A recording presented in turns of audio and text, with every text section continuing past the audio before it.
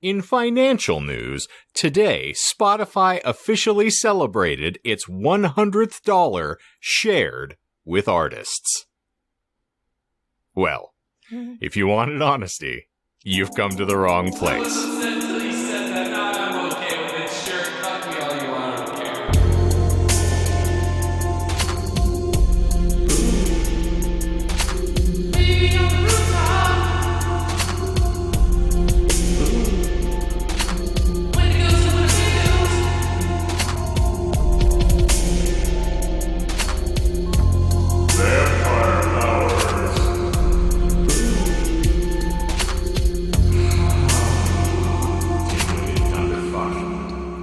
This is the Disinformed podcast. I'm Shane. I'm John. And I'm Michael. And we welcome you back to another penny-pinching edition, because I assure you Spotify hasn't shared a blessed cent with us. But they made Joe Rogan like a quadrillionaire. Well, and now they're telling him he can't have Kanye on his podcast. So I mean, that's probably for the better anyway. I can't say I blame him. Are they setting up a presidential debate between Yeezy, Biden, and Trump? It's called Mute Button. I think that was the official Operation Blame Shift, I think is what I was referring to earlier. Yeah. Got it. Did you guys see that they officially have that on now? That they will, like, the candidates will be muted in between? So, that like would be me, smart. whenever I'm talking. I mean, we'll see if that actually does anything, because just knowing how Operation Orange operates, like he'll probably just like jump the podium and run to the open mic, assuming he can run. Maybe more like a brisk waddle.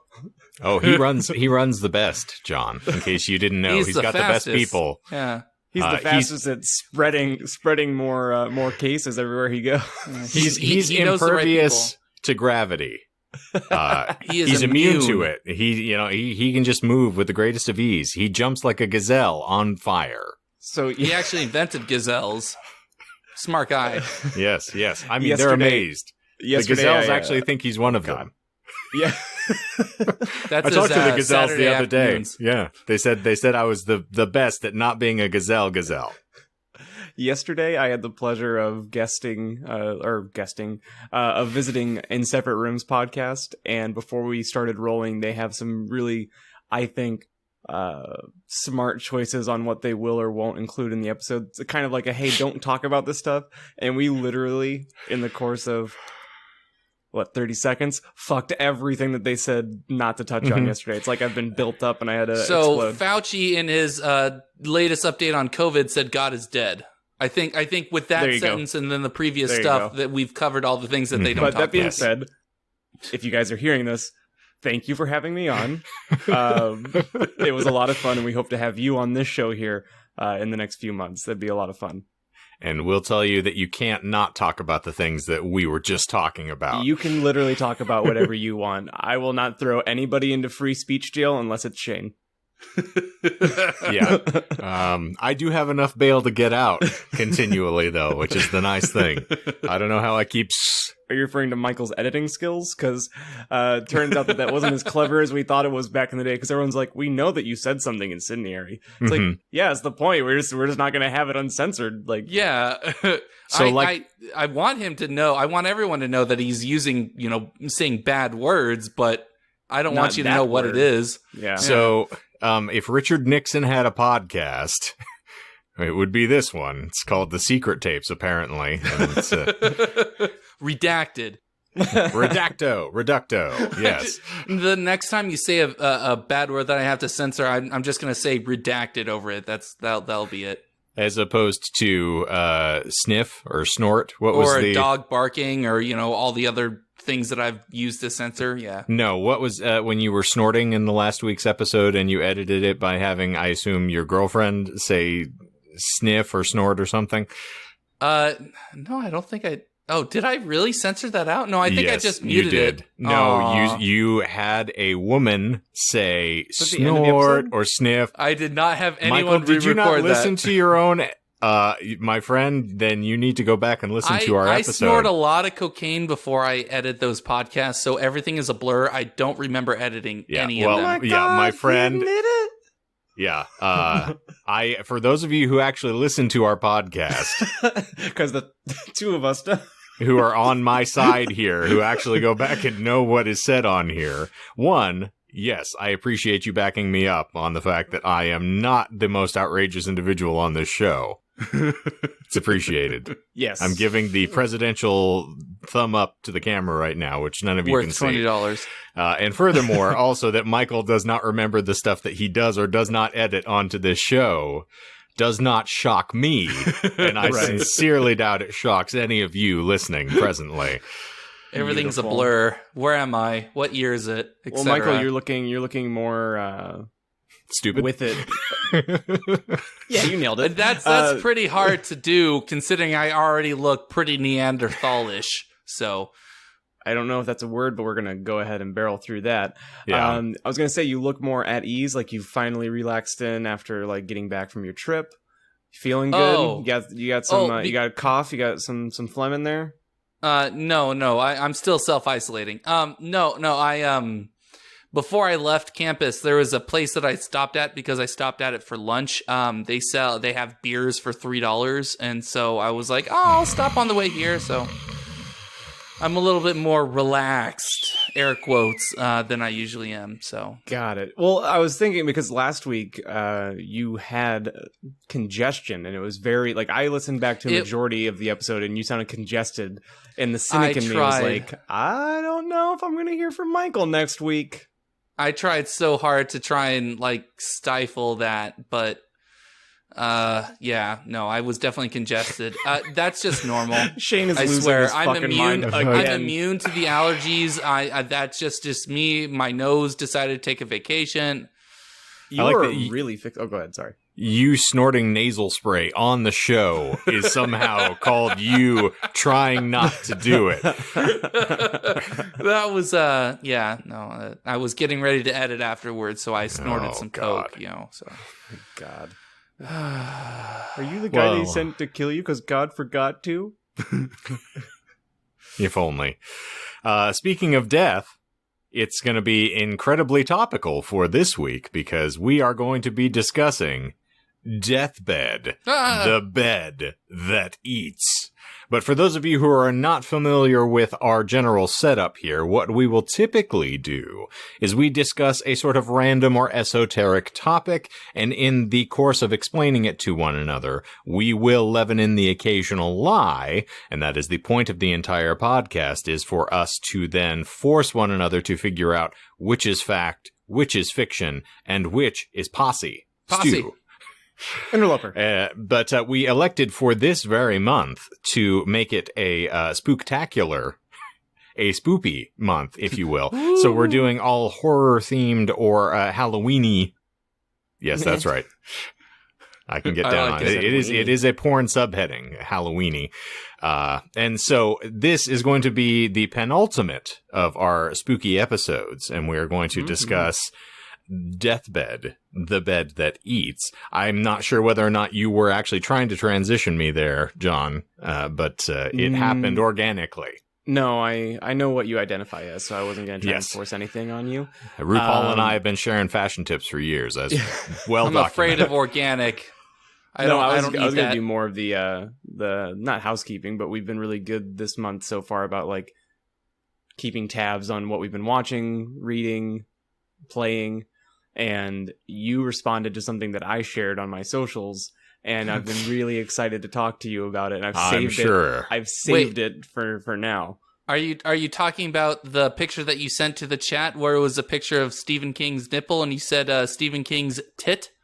No, but that's also good. You should throw that in the. We should put that on the gram. Oh yeah, no, I'm gonna make it. In your honor, I'm wearing the shirt. It's amazing. How did you get the picture that he posted that we will link in the show notes onto a shirt so quickly? As John just mentioned, I'm a transcriptionist, so yeah, truly. Bless you. I suppose. I watched a sequel. If you want to call it that, I would heartily debate this. So I watched the Texas Chainsaw Massacre Part 2. And let me tell you that the first 30 minutes of that movie, I was smiling ear to ear. I was so excited. And the setup, I was like, oh my God, like, is this the most slept on sequel of all time? Were you honestly? I really got into it for a second. I was like, I mean, it's kind of wackadoo, but I realized that it was the same director and writer from the first one. So I was like, well, honestly, like, he probably knows exactly what he wants to do. Like, it was released almost 10 years after the fact, and it had quadrupled the budget. So I got really, really, really excited. The sequence on the bridge where doesn't matter. We're not going to go into like huge specifics of the movie. But then like 30 minutes in, like a fumble narratively happens. I was like, oh, well, I mean, you know, no horror movie's ever perfect. You know, there's always things that go awry. And then 30 seconds later, another thing, I was like, oh, that was a little rough. That was, yeah. And just fucking nosedives till it climaxes in probably one of the most like Beverly Hillbilly chainsaw. There's literally a chainsaw duel. Yes. To culminate the movie. Meanwhile, some guy, he's the head of the Sawyer family. He gets his ass hit by the chainsaw, like literally his ass, and he's underneath the dining room table, like in this fucking cave, and he's like, oh, he popped the hemorrhoids. He popped the hemis. Oh, that was pretty bad. And then he reaches his hand back to his ass and puts it back into view, and there's blood on his hand. He goes, oh, that's not good. Yeah, dude, I'm telling you. What? So it's important to give you some context, Michael, since John, how recently has it been that you have seen the original Texas Chainsaw Massacre, or have you ever? I watched the original Texas Chainsaw 2 months ago, which is why I got excited when I saw the sequel on Amazon. All right. Okay, well, that would be where the excitement happened then. Okay. I was given the Texas Chainsaw Massacre 2 to watch by my boss from, you know, my prior job, who's also a horror fanatic. And she could context? not... what do you mean, in what context? Like, oh, you gotta fucking see this movie? Or, hey, this is so fucking bad. She said because I had raved about how much I really appreciated the original Texas Chainsaw Massacre. And in the context, she said, you're gonna love the sequel. Now... for what we were just talking about, John, yes, it is directed by the gentleman who directed the first film, and that gentleman, Toby Hooper, who also directed Poltergeist and a slew of other interesting films.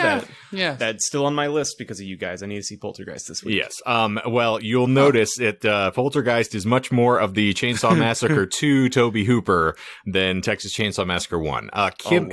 Kip Hinkle is the other writer. And I feel like he is the one who mostly tailored the script, versus because, it is a dramatic left turn. Whereas, you know, the characters are very loosey-goosey wonky in the original Texas Chainsaw Massacre. But they do at least treat the, you know, the massacres as they are ongoing with a little more gravity, and it's suspenseful. Whereas he doesn't have Leatherface popping up out of a dead body that he has basically just like duct taped to the front of him so he can hold the chainsaw in front of it and brandish it through the top of a car in the opening sequence of the movie. I will say, I loved that so much because it took me a second to get it. I was like, what the fuck is going on? Oh, it's going to be one of those. Also, I guess we kind of got to just dissect it just a little bit here. Okay. So it wasn't until after I finished watching the movie where I was like, what felt off? Aside from the whole thing. And it's that no character has any development whatsoever and no motivation to do anything. So they have the dude who, I guess it's they Dennis would call Hopper. him the quote-unquote protagonist of the movie is just he is a fucking cowboy. They say remember the Alamo in that movie like 20 fucking times. He's a Texas Ranger who is trying to track down, you know, this sort of cannibalistic family. And Michael, this is the elevator pitch, is he's trying to track down the family from the original Texas Chainsaw Massacre as they go around the great state of Texas, taking part in chili cook-off competitions. It's a food truck movie. Legitimately, no, really? There's a sequence where the head of the Sawyer family is behind the wheel of their food truck after winning a chili competition, and in the when they win the chili competition, the host eats a spoonful of it and takes a fucking human toenail out of her mouth, like a whole nail, and he's like, "Oh, those corn cob, or oh, those rough pieces of corn, or whatever, and like takes it out of her hand and throws it away. I read an article that he made it intentionally to be like a satirical black comedy. Yes. Because he feels that everybody missed the point of the original Texas Chainsaw, and that the original Texas Chainsaw was supposed to be was supposed to be satirical. Mm-hmm. Which, I mean, and to a point, it is. But when you have one of the, the monster lifting a woman and throwing her onto a meat hook on the wall and showing it, it's particularly in the 70s, like you're going to shock and, terrify all the audiences that go to see it. But yeah, I like it in retrospect. If I knew going in that it was a B horror that does not take itself seriously, I would have watched it in a dramatically different mental state. But yeah, Dennis Hopper is guano balls by the end of that movie. He is so completely out of touch with the mothership that you just can't, there's no point in it. Yeah. They don't explain it. They don't give him any motivation on why all of a sudden, the final straw breaks. I will say, and then I'll leave it at this. There are 2 moments in the movie that I think sold it for me. Okay. In good and bad ways.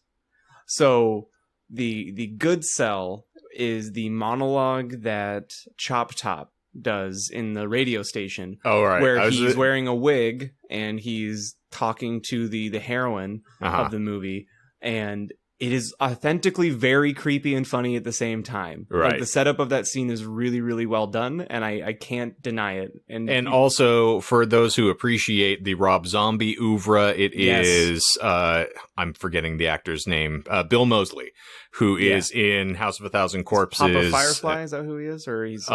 No. He's one of the Firefly family, essentially. And, but he plays Chop Top, who... For further context, the thing I remember about that scene is that he has a clothes hanger that he is then lighting on fire with a Bic lighter and then scraping off pieces of his own scalp because he has a metal plate in his head. But you don't know he has the plate because he's wearing a wig, so it just looks like he's lighting it on fire, scratching his scalp, and then eating whatever comes off of the thing. And then when his wig gets knocked off by Leatherface, you see that he has the metal plating, and what he's really doing is it's compulsive. Like, he's removing skin from the plate underneath his head because he's a vet, and that's why he has a metal plate in his head. And he's eating it because that's what you do when you're a cannibal. Yeah, he's picking scabs and he's eating it. Now, so that actually sold me in favor of the movie, and what was a permanent mark on me, I literally, it is the last scene. It's the last frame. And it is an homage to the ending of the first movie, except they have the heroine after, spoilers, guys, she lives, after defeating Chop Top on top of a mountain. Is she dancing? She does. She has a chainsaw in her hand, and she does a very, very poorly, like, you can tell they're like, hey, look at the original. Okay, see how he's doing that thing? So now, we're only going to give you one take because we ran out of time. Just try. And she's also dramatically different, like, body type. She's not Gunnar Hansen at all, so she can't wield it very easily, whereas he can one-handedly whip the thing around. Okay, I can appreciate that. I fucking lost my mind. Oh. My dogs were looking at me in a completely new way because I was cackling so loud to myself. And I literally said out loud, and not like when I saw Lars von Trier, I was like, what the fuck did I watch? That was an hour and 40 minutes. Yep. Yeah. That was my exact same reaction. I have not watched it since. I was not ready for it. I may be ready for it now, but I showed Melissa the opening sequence, funnily enough, because I was talking about it probably 2 weeks ago for talking about the dramatic left turn from the first film, which the opening sequence is terrifying, where they have that glorious sound effect of the Polaroid sort of being taken and showing the dead bodies, compared to the opening sequence of this, where the heroine of the film, who is a radio DJ, is getting called by 2 of the most typical frat boy dumb fucks who are shooting guns out of the window at all of the traffic, like highway signs,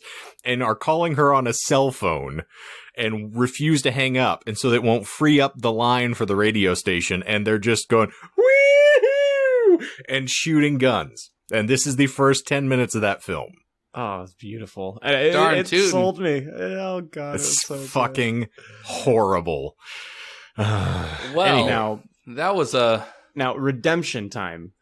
If you both are looking for a fun, campy, toe in the water of B horror, on Shudder, they just released, it's called the Mortuary Collection, and it's a horror anthology film. And it is actually a lot of fun. It's very predictable. It's very popcorny, but it's not Texas Chainsaw 2. Honestly, I wish I hadn't had things going on throughout the day so I could have watched it in one sitting, which you guys may remember. I don't really watch things in one sitting that often anymore, but no, it was so much fun. I just wanted to do a bad to good kind of thing there. Well, and it's what also what are you watching? It's on brand for what we're going to be talking about later, which I assure you is much worse. Yeah, I'm Dewan so hit excited. me up. Dewan was like, I want to be on Deathbed. And I was like, you know Deathbed? I was like, that's why you want to get involved on this episode? And he goes, no, I just want to be on. I don't blame him. Well, why didn't you say something? We could have had him on. I've had a fucking week. I'm still like, I think I'm officially out of the woods and into a new sleep schedule, but I have been so disconnected. Mm-hmm. Michael, The stop viewers trying to can't see this, but I'm playing. Yeah, no, I'm playing the world's smallest violin. Anyway, Shane, what did you see this week? I just watched It Chapter 1 and Chapter 2 yesterday. First time or no? I fucking hate new here? you with the passion of 1,000 suns. And I'm also double dipping because I had read The Hellbound Heart again to help me inch towards my goal of reading 60 books this year on Goodreads, which I managed now. And so the rest of the year is just cream on the top. And I've been listening to the Magnus Archives. So I am going multimedia right now with everything that I am checking out. Sweet. I also watched Sinister 2.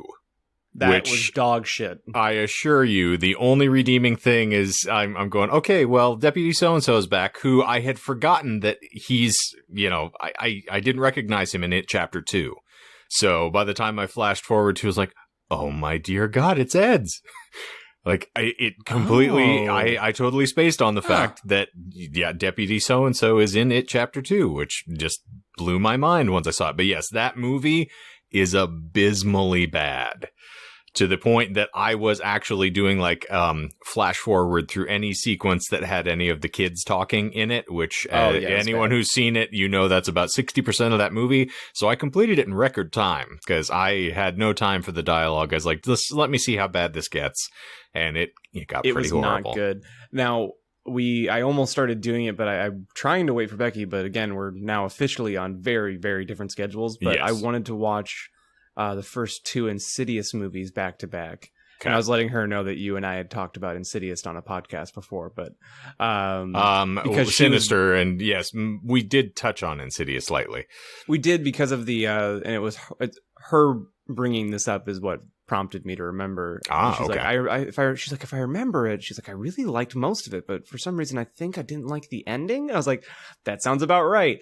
But if you haven't seen part two is actually a lot of fun because it picks up right where part one leaves off. Yes. And it expands greatly on all of the lore. I think by 3 is where it falls off, and then it comes back with part 4 to be very, very enjoyable. I saw 3 in the theater.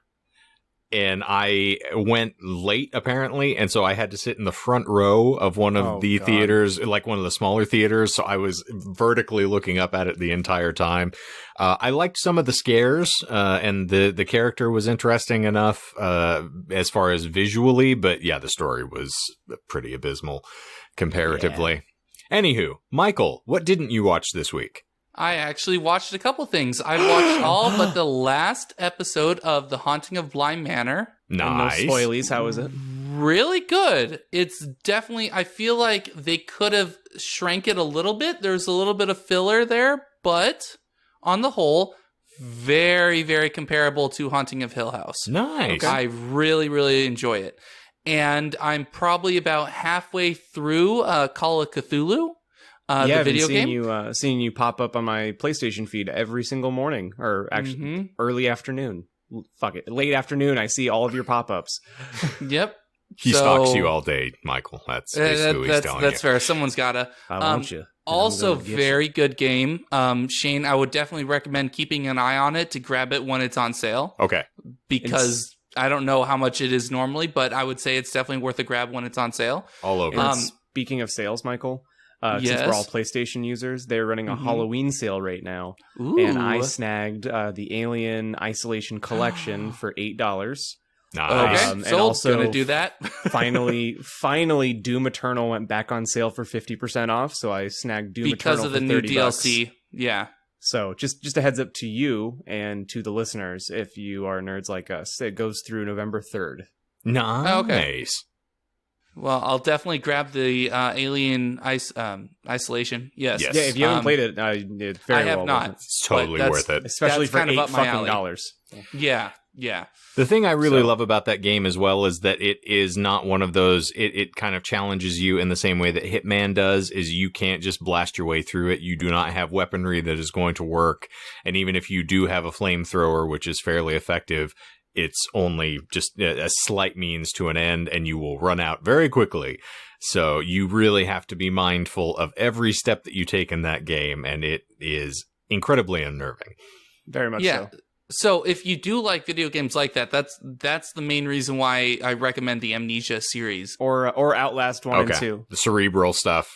Exactly in the same vein. You do not have any means to protect yourself. You can't just run in guns blazing because you have no guns. Yeah. I will get back to you guys about the new Amnesia that came out. I think it released as of recording 2 days ago. So I will get back to you guys next week about how that is, because I am planning on finishing The Haunting of Bly Manor and then making my girlfriend sit through me playing Amnesia late at night so I can terrify myself. I thought you were gonna say making your girlfriend come for like the first time. Nope, it hasn't happened yet. It's not going to happen ever. That's what you get for your second year anniversary, is your first orgasm in 2 years. That's when we buy the Hitachi. I think the second anniversary is something blue, and then it's like after, I think Hitachi. it's the fifth anniversary, it's like something new. Or something blown. Either way. Well, speaking of things that need to be filleted until they collapse, deathbed. Yeah, let's get to the topic. Yes, something we're going to need to get into, because otherwise we're going to be here until 2 a.m. Yeah. Hello? Huh? This is not a very long segment here, but appropriate since we were giving a bunch of background about films previously and our opinions of them. This one's going to give you a general synopsis, but I want to tell you up front, there are 5 lies. In the course of the presentation, John will be making his notes now. Do you hear this? Michael is going to hold 5 fingers up on his hand at all times, just so he remembers. Oh, what happened to your fingers? Okay, there's 5. So 1 goes in my butt, and 2 go in my mouth. 5 fingers. M-O-O-N, that spells amputee. So, here we are. Are you gentlemen ready? Oh, No. gander. You gander? Gander the elf. Oh, well, if it's good for the goosing. It has been called the worst movie that was never seen. False. No, it has been. I assure you. But I appreciate the energy.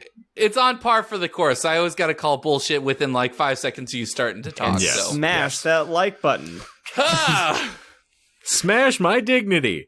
So, in 1973, a young filmmaker by the name of George Barry attempted to create a surrealist horror film with an insidious twist. It would anthropomorphize an item existing nearly in every home worldwide. Barry aimed to terrify audiences every night as they nestled themselves down to sleep, giving audiences nightmares before their heads even had a chance to hit the pillow. He made Deathbed. With that said, he soon found out that making a film and selling a film are 2 dramatically different propositions.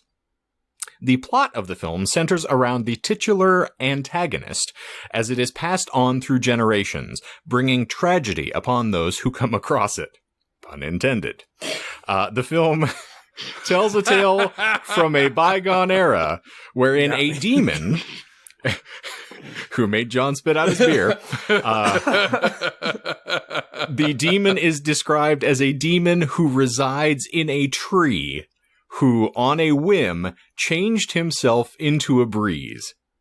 I shit you not. That is not bullshit. This is part of the dialogue. It explains that this, Okay. Tree demon. I figure I'll make it a little easier on you because this is so absurdist. Like you're going to be swinging every 10 seconds. Okay, fair enough. It fell in love with a mortal woman, and so it conjured up a bed on which to make love to her. I'd watch it. Tragically, the woman died during the act. And in his grief, the demon wept tears of blood, which fell onto the bed, causing it to come to life. No. He did not cry tears of blood, did he? Yes, it cried tears of blood. Oh, and this is, dang it, Ebony. I was going to say, is it written by the same person? You would think. Is it is like her dad or her uncle? You'd think. Michael, I do have to thank you as well, because your bullshit helped me to reach my Goodreads quota this year as well, because they do have my Immortal on Goodreads. It has over 4,000 different approvals on there. So there are plenty of people who appreciate it, and I'm half tempted to go on and be like, hey, we have a really piss-poor full-cast audiobook of this for those who want to explore it. Sadly, it wasn't on air, but I was telling the In Separate Room boys about My Immortal, because I was telling them how long we roll when we record, especially if we have a fanfic in the mix. Right. And he was like, you did fucking what? You guys spent how much time? He goes, my girlfriend loves anything fanfic or Harry Potter related. I was like, well, you can tell her to go to our Bandcamp. It's painful, but it's fun. It is. And that applies to you as well, listeners. Chilling.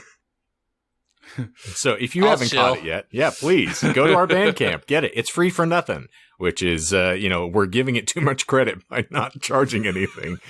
You should actually, we should pay you to listen to it, technically. Honestly. All right. So back into this bullshit. So tragically, of course, the woman died. And so when the demon rests, which is once every 10 years, the bed's evil is contained. But when the demon awakes, the bed possesses the power to physically consume human beings. Only one man, an artist identified as Aubrey Beardsley, was spared, as the bed condemned him to immortality behind a painting trapped in the room that it is found in, where he must forever witness the bed taking victims. The bed passes then subsequently from owner to owner until the present day, which, of course, 73. I will also indicate that Barry indicated he wanted to make a fantasy film, and it took on these ominous overtones as he was making it, but it feels like a bad 70s Disney film. Tight. And you'll understand what I mean when I show you the opening sequences of the film. But so in any event. Oh, goodness. Barry was born in 1949 and raised in Royal Oak, Michigan, just down the street from John, a suburb of Detroit, where he lives today. He began making films while studying at university, and in 1972, after working on a few black and white 16mm shorts, he decided to go for broke with a color 16mm feature film to be blown up for theatrical release. Using $15,000 of his own money, he began filming Deathbed, a project that would eventually span 5 years and cost around $30,000. Bullshit, didn't cost $30,000. Cost $30,000. Okay. I believe that. 5 years? No. Oh, okay. 5 years as well. Okay. Trust me, I feel like it would take longer. This is fucked up. This is going to be impossible. It is going to be difficult, I know. We probably already missed a couple of lies here. You've missed one. Oh, okay. That's better than I thought. Okay. Yeah, so not bad. Barry decided to weave a story about a dream that he'd had about an engulfing, possibly carnivorous bed. With cameraman Robert Fresco, he headed for the Garwood Mansion outside of Detroit, commencing the shoot in late spring of 72. The core of the film was shot over 3 weeks over the spring and summer, and then assembled during 76 by an experienced Detroit TV editor, Ron Medico. or Medico. Deathbed's 16mm answer print was finally struck in 1977. Unfortunately, Barry's problems were only just beginning. Over the next few years, he traveled to LA and New York several times, making the rounds of the small distributors. If this sounds very similar to talk that we had about our good friends over at Blood Lube, yes, John, you were saying. You said 77. Is that right? Because I thought you said that it came out in 73. No, he said it was finished set. it. Oh, okay. Sorry. Yeah. So they essentially filmed through the end of 73, but they finally got the print rendered in 77. So you can imagine that's the 5-year project here. I believe it. Over the next few years, he traveled to LA and New York several times, making the rounds of small distributors. But with slasher films on the rise, Deathbed was always going to be a hard sell. Those who did show interest were put off by the blown up costs and were offering virtually no return. The next convolution in the Deathbed saga would lead to the film at least reaching a few devoted fans, although it all came as a great surprise to Barry himself.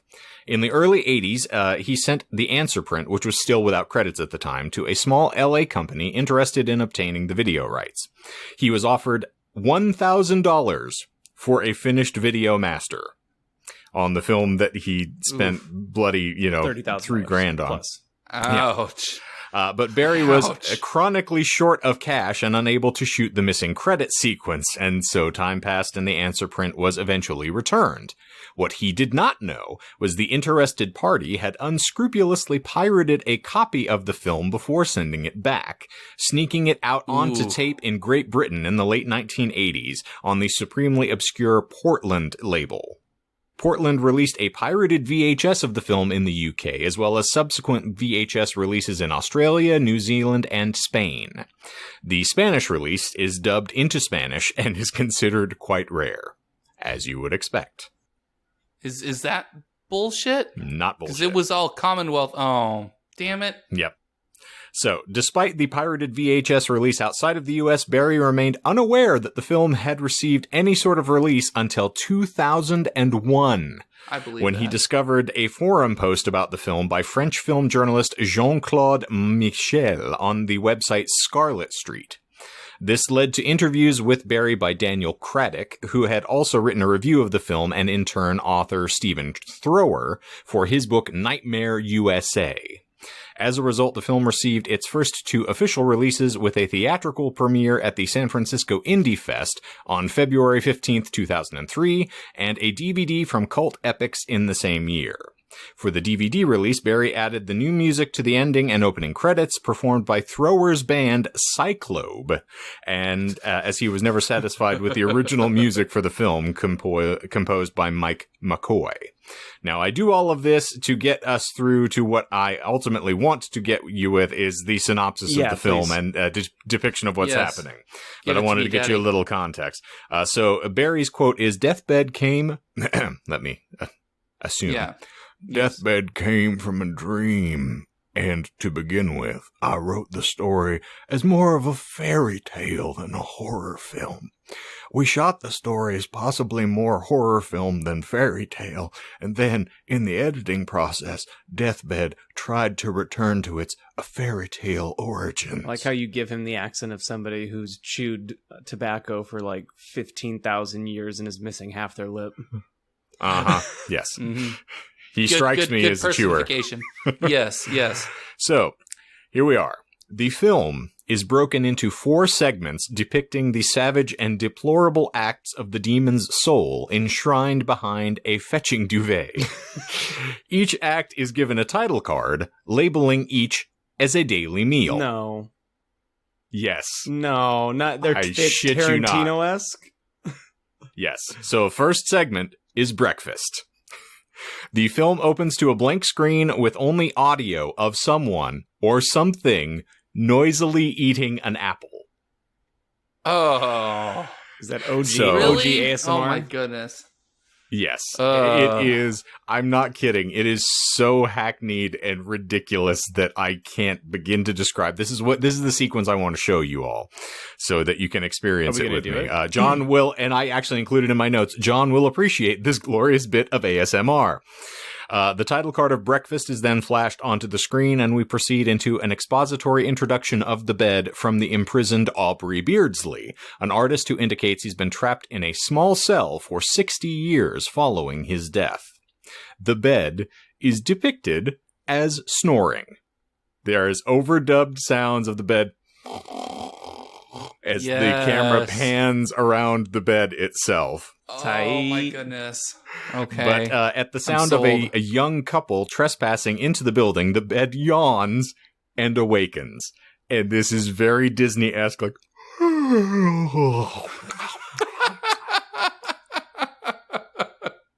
The locks are depicted as telekinetically engaging to channel the couple into the giant cellar where the bed is contained. So as they're walking up to doors to pull on it, it shows the locks turning. They try to open the doors and they can't, and as they walk away, the lock turns back over. Awesome. It is ridiculous. The couple then discover the bed, not the least bit dismayed at the fact that it is completely adorned with linens and sheets, despite the fact that it's in a completely abandoned and derelict fucking home. Like, the home is falling apart, and yet you have this giant 4-poster bed that's got sheets and all of this drapery hanging around it, and like, oh, they're perfectly not put off. They're like, dope, bed to fuck on. Sounds legit. Hey, when you gotta go, you gotta go. And they proceed to attempt to make love on it. Now, naturally, the guy's very gung-ho and the young woman is not, so they brought a bucket of chicken, a cadre of apples, and things that they're going to eat as their picnic lunch. No. Yes. No. Oh my God. And so as they attempt to eat, then the girl admits that she's just nervous. And so they move the food off to the side on the bed and proceed to start fucking. So he, is sucking greedily on her breasts while all of a sudden the food melts into the bed with disgusting eating noises. And then globs of bubbly acidic tallow are expelled from the mattress. So it's this weird, like, yellow bubbly substance starts being exuded from the mattress. It pulls down the couple's picnic lunch and begins to consume it. The bed's eating is depicted by objects floating in a urine-colored fluid, which is presumably acid, and slowly dissolving on screen. So you watch these things as they start to wear, and so it's a chicken leg floating in piss that starts to have weird, like, little bites pulled out of it. Sounds like Michael's kitchen. God. I need to watch this. I'm telling you, you're gonna love it. on a side, like, please. So when I was living at my I moved back in with my folks 2 or 3 times, doesn't matter. All right. One of the times in the room that I was staying, I had my bed pushed up right against a corner, like. All right. And I remember during that time I was single and I was sneaking girls up after my parents went to bed. Bad idea. And I was under 21 at the time, I think. I think I was 20. I was going to say, how old were 20. you? 20, 25? And this girl that I was seeing, she brought a huge bottle of Moscato. And we kind of would do what the deathbed did. Like, I can see the scene in my head because of how this girl and I operated. Like, there's a lip on the, like, a tiny, tiny place on the corner where you could, like, hide things. And that's where we'd be putting the Moscato and, like, the snacks or whatever while we'd, like, toss around. So I think I could have gotten attacked by a deathbed at one point. Like, I would have fallen victim. How many times did your parents hear you fucking because you didn't think to pull the bed away from the wall before you did I'm not claiming to be a really smart man, but I will say that my parents are old. I'm the last of their children, so I think they didn't care. They cared if I would have been caught. But at a certain point, the real game, and if you want to don't get disturbed, they don't care. You want to get some TLDR roll, or not TLDR? Fuck. Yeah, sure. Some Do not it. Give safe it for to life me. shit real quick. Sure. I was. Your mom asked to take part. Yeah, I actually invented the stepmom porn. Well, nice. No. What are you doing, step bro? I understand that reference now. So someone's watching Bratty Sis this again, evening, I was Michael. 20. Jesus Christ. Always. So I was 20 and I wasn't drinking, obviously that much. And I would go to Circle K or QT all the time and get like the huge, like 64-ounce sodas. And they're basically just littered my nightstand. And I was paranoid because I did practice safe sex. I was very paranoid about... You came in the cup? Bullshit. I was very paranoid that if they were emptying my trash and I just willy-nilly threw a condom in there, that I would give up the ghost. So I would throw my spent condoms into like partial Circle K cups. And very narrowly, it almost happened 2 times when I was living there that I almost drank leftover soda and cum. It wouldn't be the first time that you consumed your own, my friend, as, you know, let's be honest. I think I just brought that up to illustrate the fact that as men, we're pigs and we'll do fucking anything. Yeah. We're the slobs that we're allowed to become. Oh, boy. So anyway, speaking of piss in beds, because I got triggered. Yeah. It's basically the same deal. So subsequently, the bed then begins to devour the couple as well. The sound of an apple being bitten into continues to depict the bed's consumption of the human body. After the couple is consumed, the title card of the film shows Deathbed, the bed that eats. It's not a sexy sax like porno. No, if only. It would be like, I would cherish it more than I do currently if it had a bad porn soundtrack. That would make me very happy. Yeah, it's just Flea in the background. It does have a very, I don't want to be unpolitically correct here. They do have a very like blaxploitation-esque sort of like, what you talk about, honey child character that shows up later on here as well. In every way. Yes, it is a very obvious sign of the times. But so, after this, the bed returns to dreaming, and the artist, who is, as we'll recall, forced to observe the bed's devastation through the ages, describes the bed's history. Oh, God. We are shown headlines flashing towards the screen, which illustrate the bed's devilish activities. First headline is, "Thousands disappear."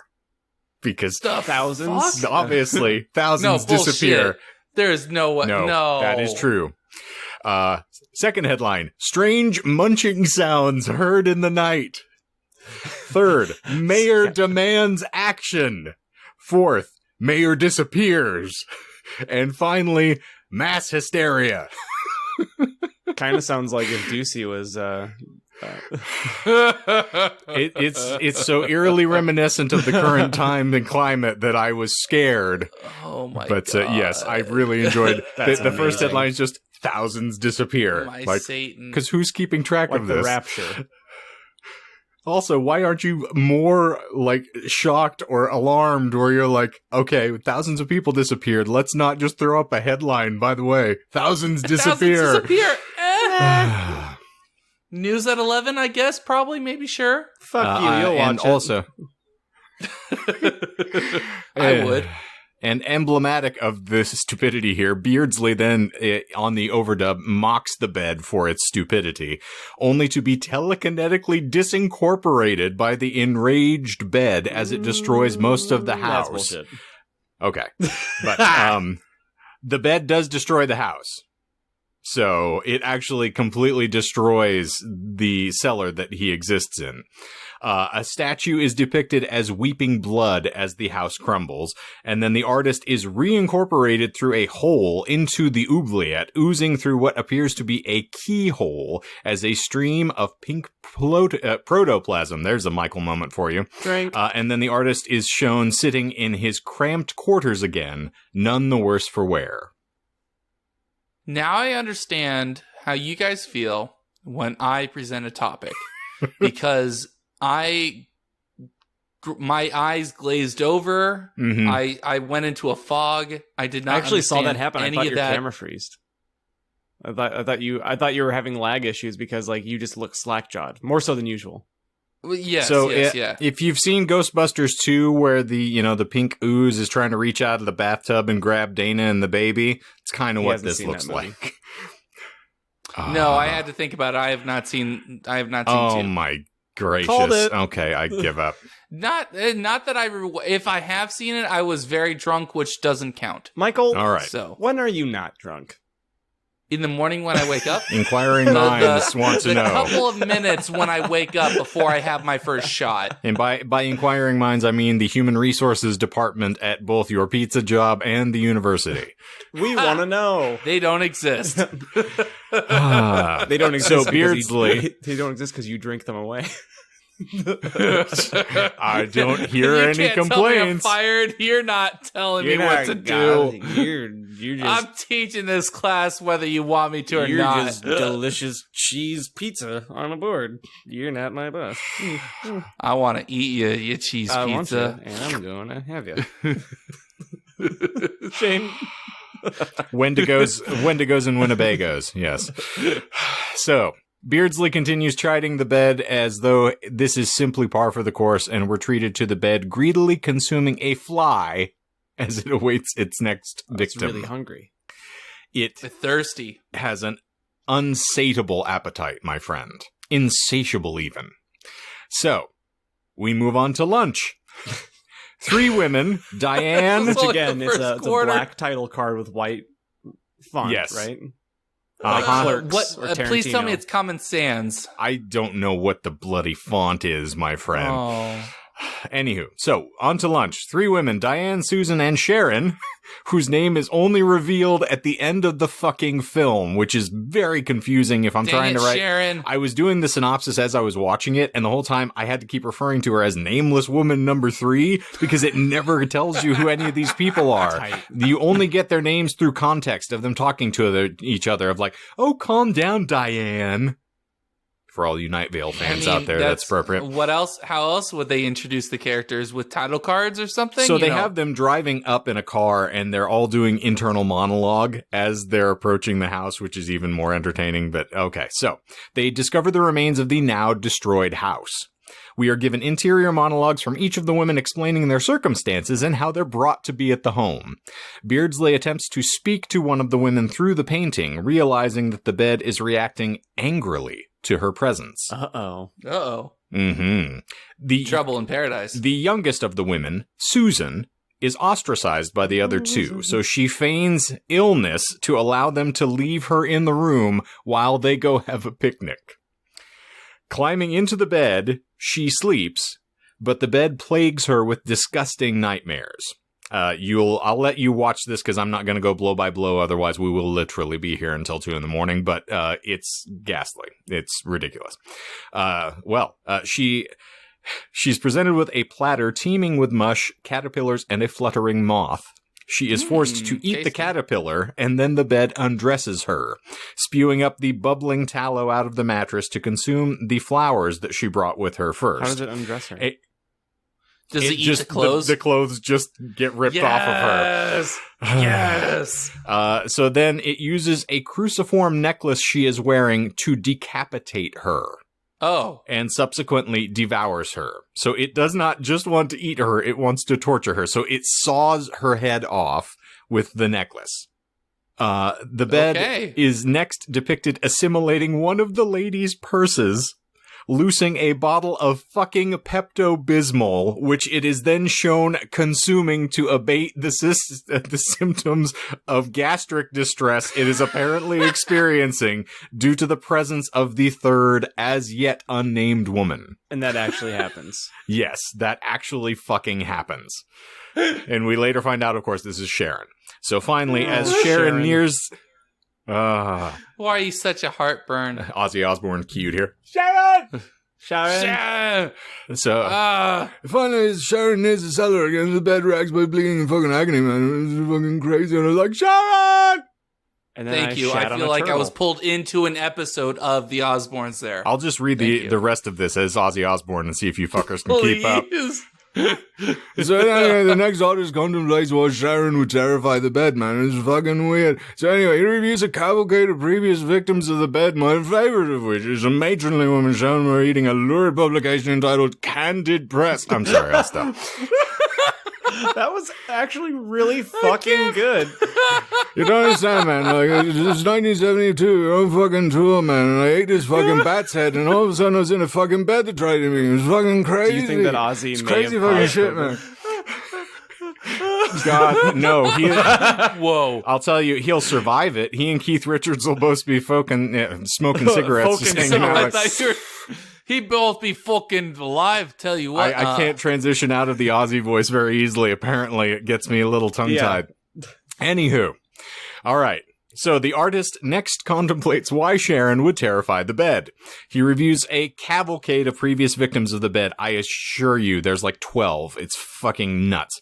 My favorite of which is a matronly old woman shown reading a lurid publication entitled Candid Press with the headlines Oral Lesbians, Big Butts, Bazooms, and that's B'' zooms, crax, and crax is spelled Crax. Okay, I believed everything except for the last one. Those cracks. are all true. The thing is, I feel really seen because that's my Pornhub search history. Big butts, bazooms, cracks. I'm a cracks addict. I just want to search what that. Hey, you know what? Hold on. This is really important. Michael, go on Pornhub and type in Crax. I'm already ahead of you. What do you see there? In fact, just whatever the. Okay, give me a second. It's got to boot up here, but I will go. Continue talking. No, I thought it was a character from the Coheed and Cambria saga. Crax. I am Crax. I am Bazooms. All right, so then the film cuts to a copy of Henry Miller's Tropic of Cancer then being consumed as an effigy of the perverse woman. Fuck me. Okay, so this of course, all these little vignettes culminate in the story of the artist himself, who was apparently dying of consumption on the bed when he elected to immortalize his deathbed with a painting. He then contemplates aloud whether the bed didn't wish to consume him due to the fact that he was plague-ridden, or whether it was simply lonely and longed for companionship. Tuberculosis? What? Yes, I believe so. Yeah, the consumption is TB. Yes. Mm-hmm. So I looked up bazooms, and the main search result comes back Cardi B. That makes sense. Yes. Including the uncensored version of WAP. There's some holes in what does this that house. Say, Michael? There's some holes in this say house. That out loud. WAP. Fuck you.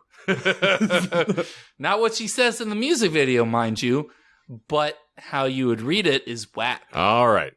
So, finally, the artist realizes that the bed reacts with pain to the unnamed woman, Sharon, because her eyes resemble that of its mother. What? Which is AKA the woman that the bed was supposed to be, created to let her be fucked on. Oh my god. Oh, that turns into some Oedipal shit going on right there. Try and slur through that again. That is Oedipal shit. The Oedipal cannibal bed. The edible cannibal bed. Anywho, I like that. Yeah, the artist then recounts my meticulously mentioned tale of the demon who was born from a tree and turned into flatulence and then possessed this. Yeah. Anywho, this is still on lunch, right? Yes, we are not to dinner yet. Wow, what a busy lunch. Elsewhere, Sharon's brother is sent out looking for her by her mother, and we're not told this is Sharon's brother. It's just, your sister's gone crazy and ran off again. You gotta go find her. Sharon! And so this guy just goes off, so you have no idea why they're connected at all. Anywho, the narrative is just ghastly. But Diane ultimately sends Sharon out in their car for help, because they come back and they can't find Susan. And then she retires to the cellar to wait to see if Susan will return. And now we flash to dinner. While waiting, Diane, of course, sleeps on the bed. She has a dream wherein she speaks to Susan by the fireplace. Yes, there is a fireplace in this giant cellar that just contains nothing but the bed, a fireplace, and a painting, which is perfectly awesome. Pretty roomy, I would say. Yes. It's modern, chic, if you will. Yes, very. So, Susan indicates that she is, quote-unquote, reading a book of dead people. Foreshadow? I guess? Apparently. No. Is that bullshit? No. Lore implications? Not bullshit. So, soon after Diane wakes, and the bed begins to eat her. She is able to flee from atop the bed, pulling herself out by one of the bedposts, only to have the bed ensnare her in sheets and drag her back onto the bed to be eaten. I have to see that. She makes it 20 feet away from the bed, is crawling upstairs to get out of the cellar, and then it shoots out sheets at her, wraps her up, and pulls her back. It's kind of like how I imagine they did goodness. the practical effects of dragging that bitch back into the bedroom in Paranormal Activity. Sure.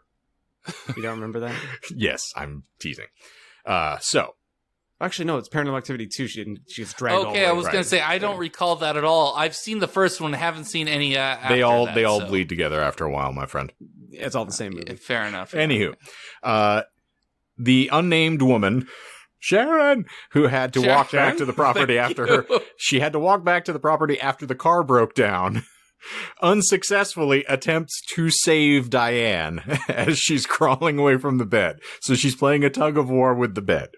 At this point, Sharon's brother locates her, and having seen their broken down car on the side of the road, and then he attempts to save Diane, and the bed traps both of them in the cellar.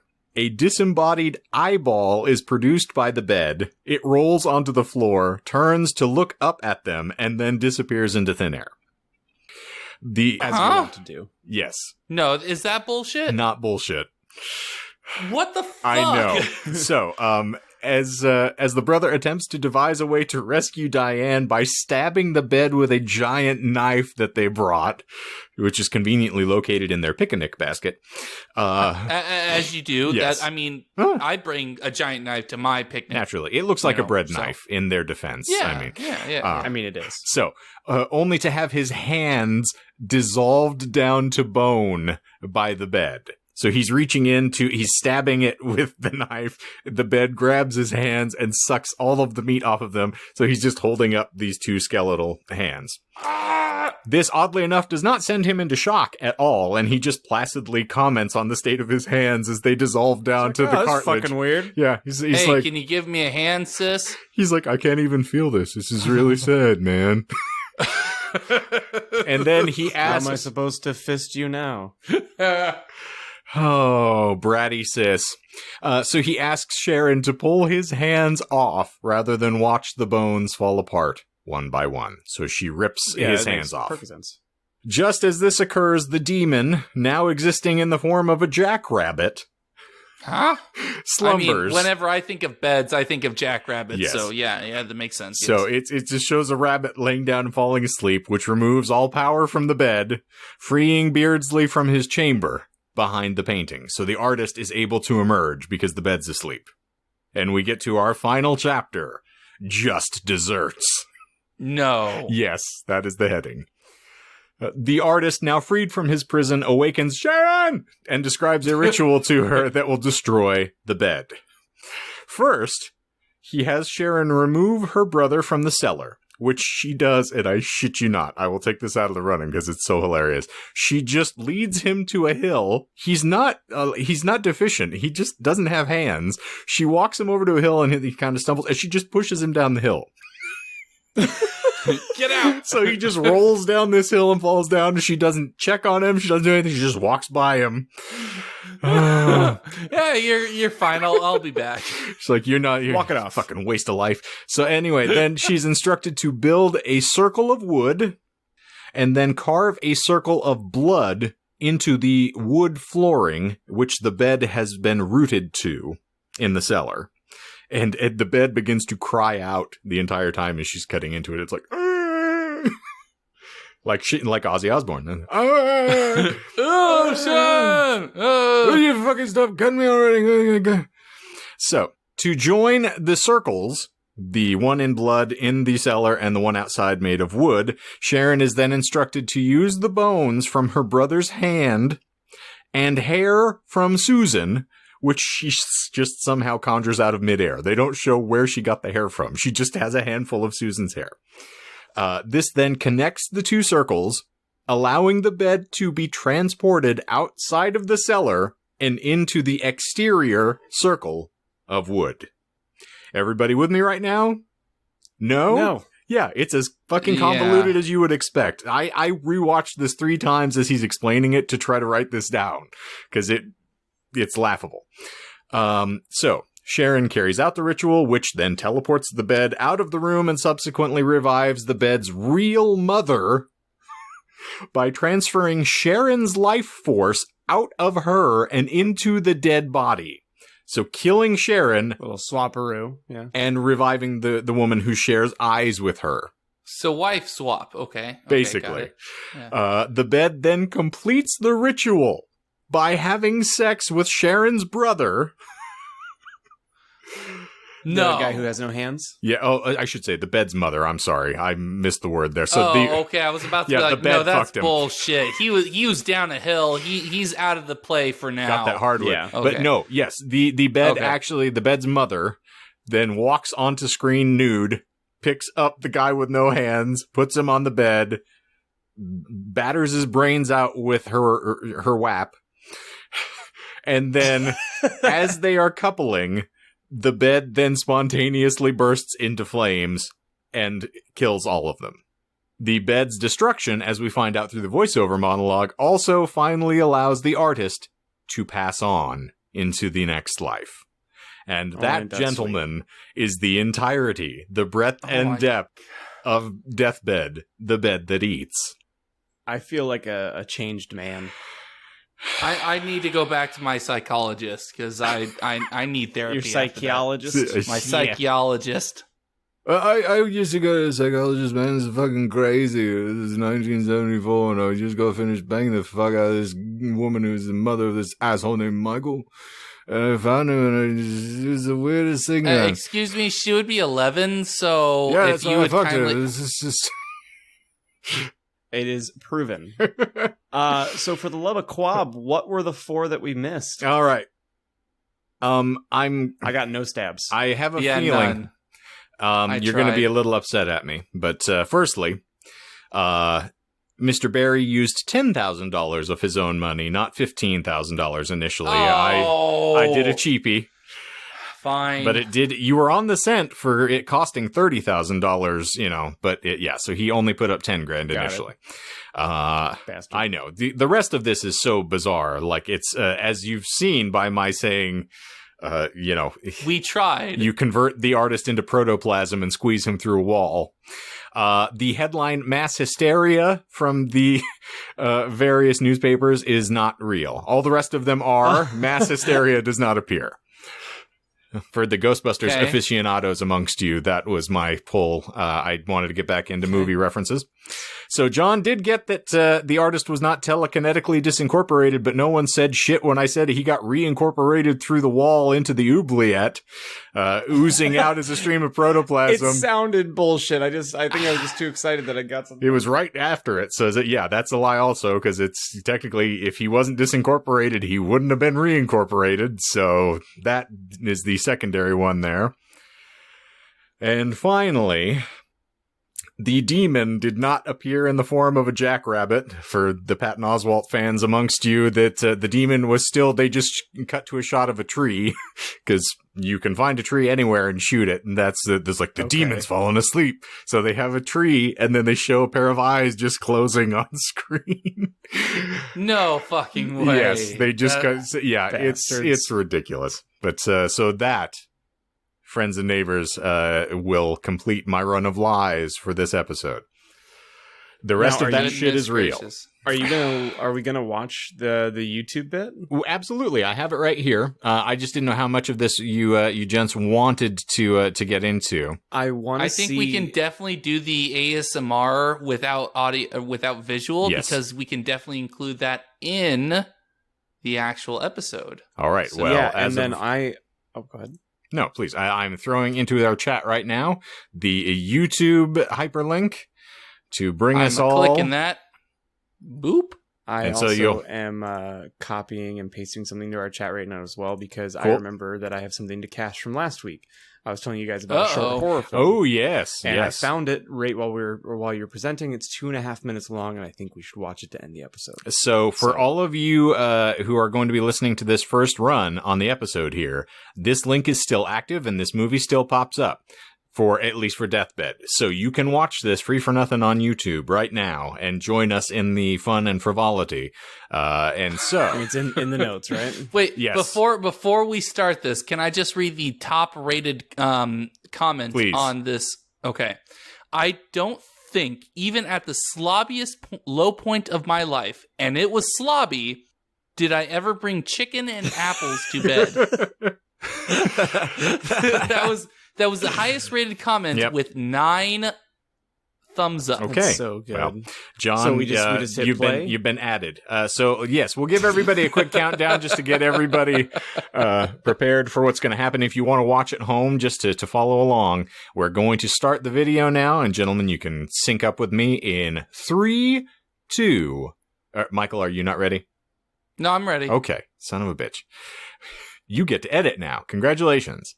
So you're going to click the link. Well, not click the link. You're going to start and hit play in 3, 2, 1, play. All right. So as of right Fine now, popping. you will hear That's cool. the good old apple. Oh wow, Why? that is so ASMR. It's not even loud. It's also picking up through my microphone, I think, because it's coming through my external speaker as opposed to my headphones. So sorry about that. But yeah. It's still going. It's 30 seconds. How long? in.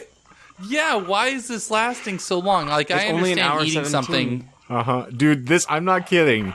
They want to make a meal of this. come No pun on. intended.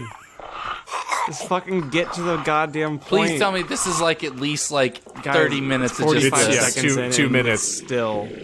Oh, here we go. Here's some shitty music to come with it too. It's marvelous.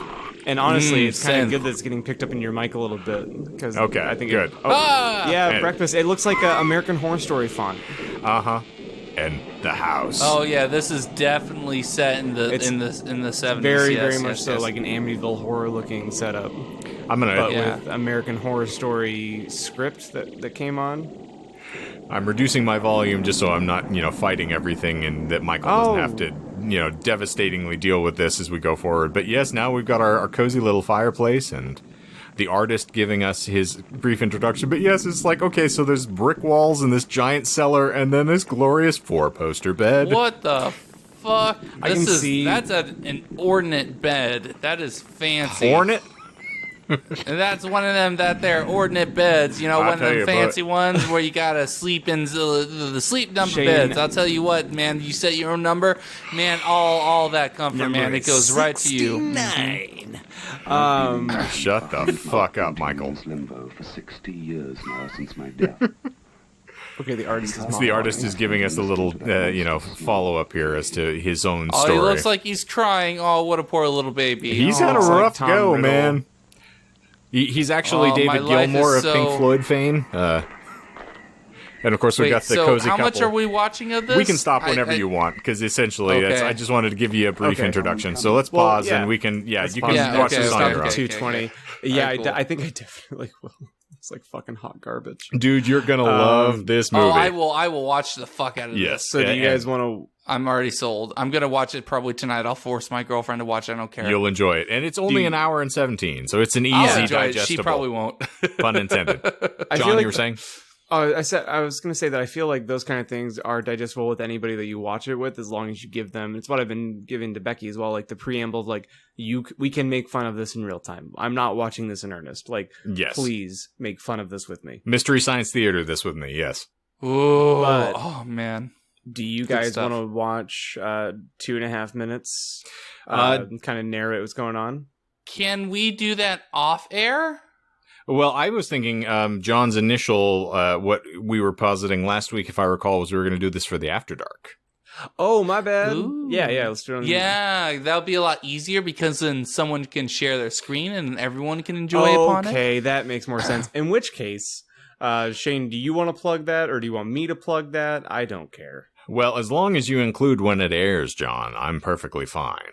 Okay. The correct time and the time zone. Well, if then you yes. want to see us react to a short horror film, we have a secondary show called Disinformed After Dark.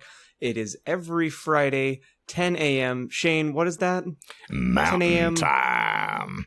Indeed.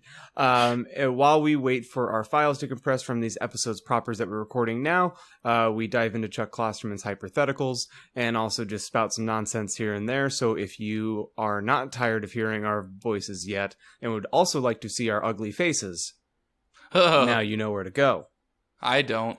And want to see if mine. I'm not mistaken, we're also going to be kicking off, or we're doing the pilot test tonight, aren't we? Yeah. For As far as I'm aware, yes. But they're not going to, encounter that at all for a while. Nope. But we can tease it and say that there We are can. prayers and miracules coming your way soon. Yes. Miracles. One of the greatest Greek heroes.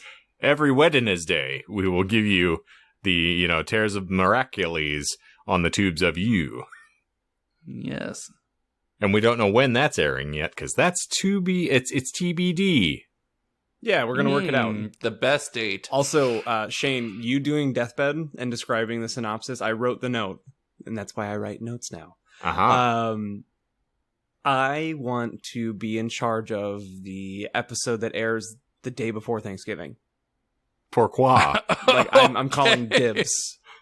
Is it because of like a horror movie or Yep. something like that? Is this Thanksgilling? Yep. I have not seen that, but I will refrain from seeing it. So you Shane, can give have you seen I have Thanksgiving? not seen Thanksgiving. Can I do an episode? It'll give me the turkey trots, I think. Can I do the synopsis of Thanksgiving? You certainly can. Our Thanksgiving by all episode. means. I will All right, also request that the two of you watch the unveiling of the gobbledygooker with me then. Yes. I don't think we're allowed to watch that in this state. You should be. Well, if you do, you're going to clean it up. I don't want to. It's Gory Guerrero, man. It's fine. Okay. Well, yeah, keep that note, and we can do that on the After Dark. So it'll come out, Yeah. Anyway, that's very future planning. Lastly, for me, on the spoopy note, Dead by Daylight has a Halloween event going on.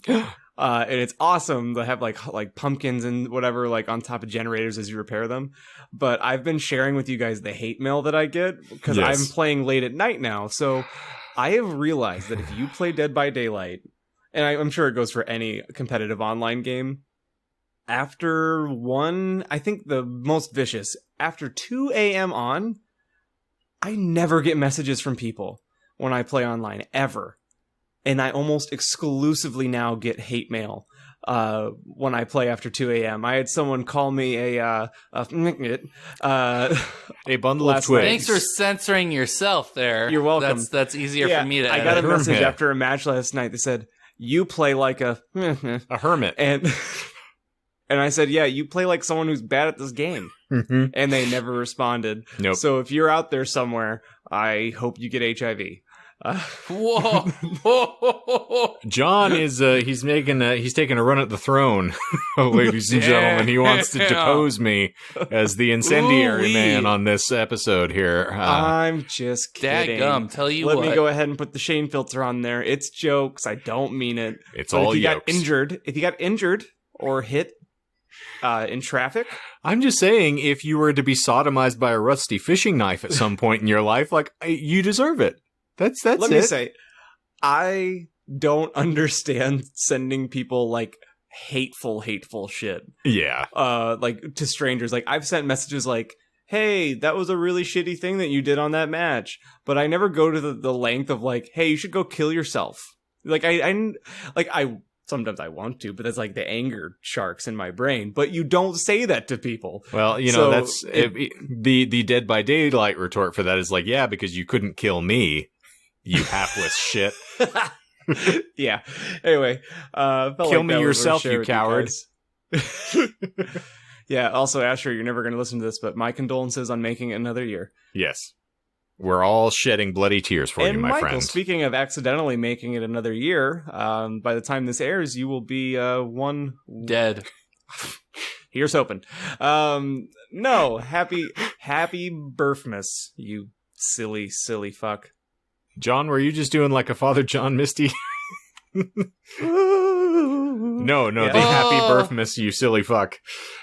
And I feel like that's his third album. It could be. It could be.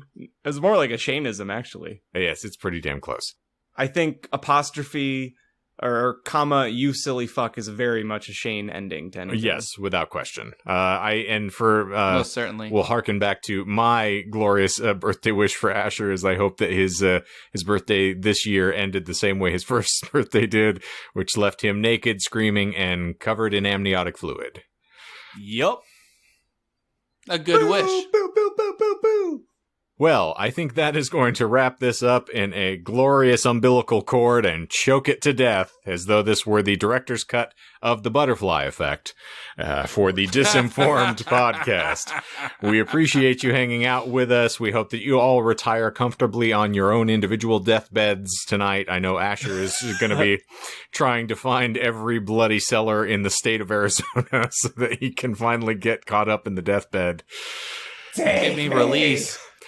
Anything that we want to impart to our friends, listeners, and neighbors, other than the fact that if they've enjoyed this and continue to do so, that they can find us on their preferred social networking platforms and snag us weekly. If you don't already, please subscribe to this podcast. We would love to have you here every single week with us as we go into the depths of nonsense, heretofore unrivaled in the realms of civilized society.